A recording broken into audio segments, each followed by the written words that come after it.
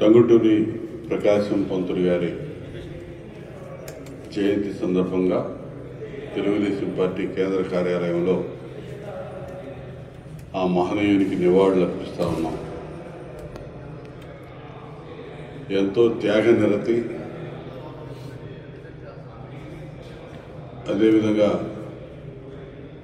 నిస్వార్థపరుడైనటువంటి ఒక రాజకీయవేత్తగా, స్వాతంత్ర సమరయోధుడిగా, ఆంధ్ర రాష్ట్ర ముఖ్యమంత్రిగా, తొలి ముఖ్యమంత్రిగా పనిచేసినటువంటి గొప్ప వ్యక్తి టంగుటూరి ప్రకాశం పంతులు గారు. పేద కుటుంబంలో, బ్రాహ్మణ కుటుంబంలో జన్మించి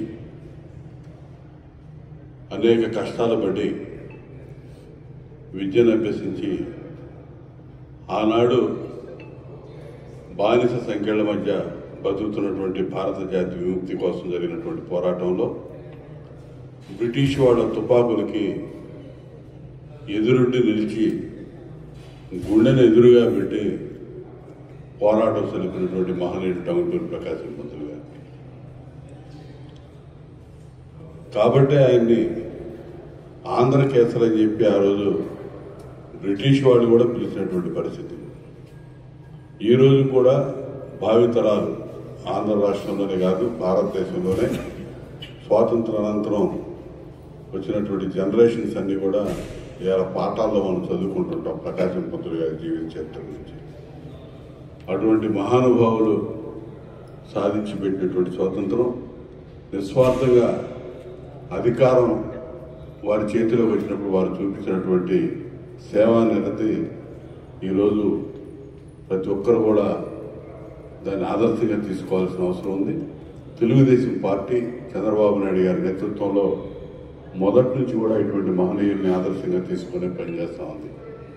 ఈరోజు మాత్రం రాష్ట్రంలో ఇవన్నీ కనిపించట్లేదు, మృగ్యమైపోయినాయి. మహనీయుల యొక్క త్యాగాలు వృధా అన్నట్టుగా బాధపడతా ఉన్నారు ఇలా ఉన్నటువంటి తరాలు. మీరు అటువంటి పరిస్థితుల్లో ఈ రాష్ట్రంలో ఉన్నటువంటి దుష్ట పరిపాలన అంతమొందించాలి. మళ్ళా టంగుటూరి ప్రకాశం పంతులు గారు లాంటి మహానుభావులు కలగన్నటువంటి రాష్ట్రాన్ని సుభిక్షంగా ముందుకు తీసుకెళ్లేటటువంటి చంద్రబాబు నాయుడు గారి నాయకత్వం లాంటి నాయకత్వాన్ని తీసుకురావాలని చెప్పి ప్రజలు ఆశిస్తూ ఉన్నారు. ఆ విధంగా కృషి చేయగలిగినప్పుడే, ఆ విధంగా ముందుకు పోగలిగినప్పుడే ఇటువంటి టంగుటూరి ప్రకాశం పంతులు గారి లాంటి గొప్ప వ్యక్తులకి నిజమైన నివాళులు అర్పించిన వాడు అవుతామని చెప్పి ఈ సందర్భంగా తెలియజేస్తూ ఆ మహనీయుడికి నాకు ఘనమైనటువంటి నివాళులు అర్పిస్తా ఉన్నాను. Thank you.